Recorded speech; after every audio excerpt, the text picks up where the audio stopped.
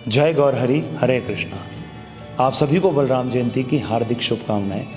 हम सभी भक्तों के लिए अत्यंत हर्ष और उल्लास का विषय है, क्योंकि कल भगवान बलराम जी का आविर्भाव दिवस है।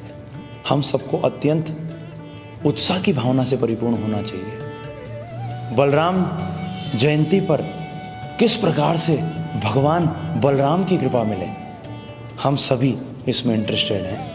तो कैसे मिलेगी भगवान बलराम जी की कृपा, आप सबकी जानकारी के लिए ध्यान रखिएगा। अगर हमें आध्यात्मिक जीवन में प्रगति करनी है तो जब तक भगवान बलराम जी की कृपा नहीं होगी, हम आध्यात्मिक जीवन में प्रगति ही नहीं कर सकते। क्योंकि आध्यात्मिक जीवन में प्रगति करने के लिए भी तो बल चाहिए, और कौन देते हैं वो बल? भगवान बलराम। बलराम जी ही बल देते हैं, उनका नाम ही क्या है? बलदेव। भगवान बलराम बल देते हैं। किसका बल देते हैं? भक्ति करने का। तो हमें कल उनका आविर्भाव दिवस बहुत ही धूमधाम से मनाना चाहिए। तो अगर आप भी मनाना चाहते हैं तो हम आपसे प्रार्थना करते हैं कि कल भगवान बलराम जी का आविर्भाव दिवस अत्यंत ही उत्साह की भावना से पूर्ण होकर मनाएं। भगवान बलराम जी की आपको कृपा प्राप्त हो, उसके लिए क्या क्या करना आवश्यक है उसके विषय में आपको बता देते हैं। ध्यान रखिएगा, जिस प्रकार से जब हमारा जन्मदिन होता है तो हम कृपा नहीं बांटना चाहते, हम भी कृपा बांट लें। हम कोई व्यक्ति कुछ गलती भी कर दे, उस दिन को क्षमा कर देते हैं, मेरा जन्मदिन है, कृपा के मूड में होते हैं। उसी प्रकार से समझो प्रभु जी, भगवान बलराम जी का आविर्भाव दिवस है तो भगवान भी कृपा के मूड में है, तो हमें उनकी कृपा प्राप्त करनी है।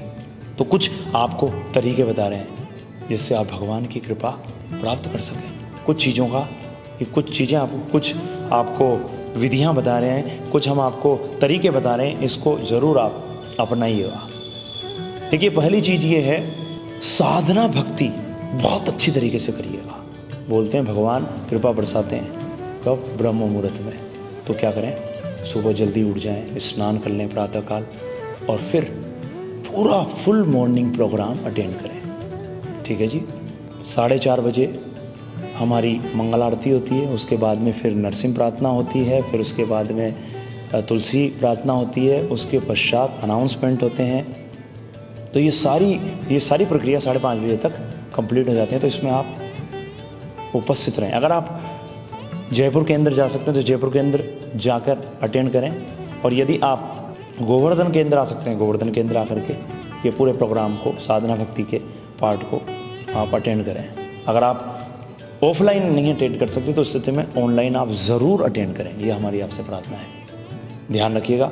उसके पश्चात जब उसके बाद में 5:30 से लेकर और 6:55 तक हम जप करते हैं। उसके पश्चात जब जप कंप्लीट हो जाता है तो उसके पश्चात 5:30 से लेकर और 6:55 तक हम जप करते हैं। 6:55 से लेकर और 7:15 तक दर्शन आरती और गुरु पूजा हो जाती है प्रभुपाद जी की, और 7:15 से लेकर और 8:15 बजे तक हमारी डेली भागवतम की क्लास चलती है, उसको भी अनिवार्य रूप से अटेंड करें। और उसके पश्चात हम 9:30 बजे तक अपना जप कंप्लीट कर लेते हैं। तो आप भी जो 16 माला करते हैं, इसी समय तक अपनी माला कंप्लीट कर लें।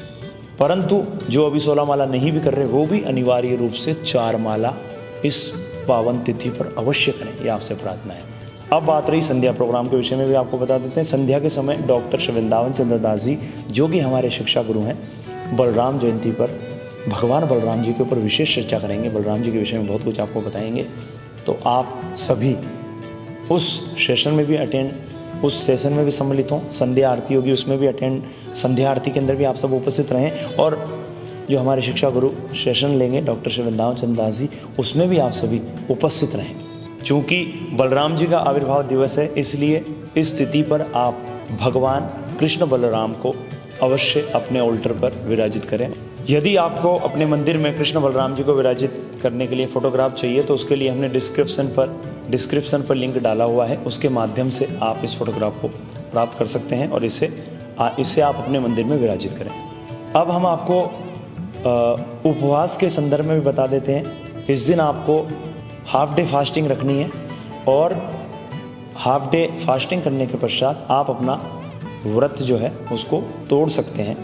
ध्यान रखिएगा, एक वैष्णव के मुंह में कुछ भी नहीं जाता जब तक कि वो भगवान को ऑफर ना किया जाए, और भगवान को ऑफर किया जा सकता है सात्विक भोजन। तो ध्यान रखिएगा, इस पावन तिथि पर, वैसे तो हर दिन होना चाहिए कि आपके किचन में सात्विक भोजन ही बनना चाहिए, क्योंकि तमो रजोगुणी आहार भगवान को भोग ही नहीं लगता। इसलिए अंडा, मांस, मछली, प्याज, लहसुन, मसूर की दाल, ये सब आपके किचन में गलती से भी नहीं आने चाहिए। और सात्विक भोजन बनाकर जो भी आप बनाना चाहते हैं, भगवान को भोग लगाना चाहते हैं, उसे अवश्य भगवान को भोग लगाएं।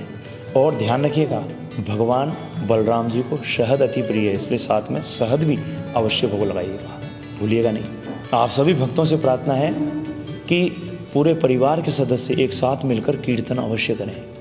कीर्तन की प्रक्रिया क्या होती है कि आपके परिवार में से एक सदस्य आरंभ में लीड करें, हरे कृष्ण महामंत्र को दोहराएं, बाकी सब सदस्य उसे ध्यान से सुनें।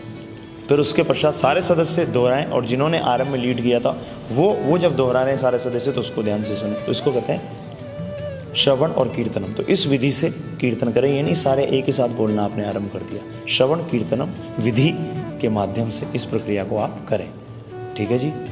अगर आप इन सब प्रक्रियाओं को अपनाएंगे तो आपको भगवान की कृपा मिलेगी, और कृपा तो हम सबको चाहिए ही प्रभु जी। बहुत बहुत धन्यवाद। पूरे जोश और उत्साह के साथ इस पूरे मॉर्निंग प्रोग्राम ये जो, और उसके अलावा हम आपको ये भी बताना चाहते हैं कि हमने जो भी आपको बताया है कि मॉर्निंग प्रोग्राम के संदर्भ में और इवनिंग प्रोग्राम के संदर्भ में, तो पूरी की पूरी प्रक्रिया, अगर आपको मॉर्निंग प्रोग्राम या इवनिंग प्रोग्राम अगर आपको अटेंड करना है तो उसके लिए हमने डिस्क्रिप्शन पर लिंक डाल दिया है, उसके माध्यम से आप इन प्रोग्राम को आप अटेंड कर सकते हैं। जय गौर हरि, हरे कृष्णा।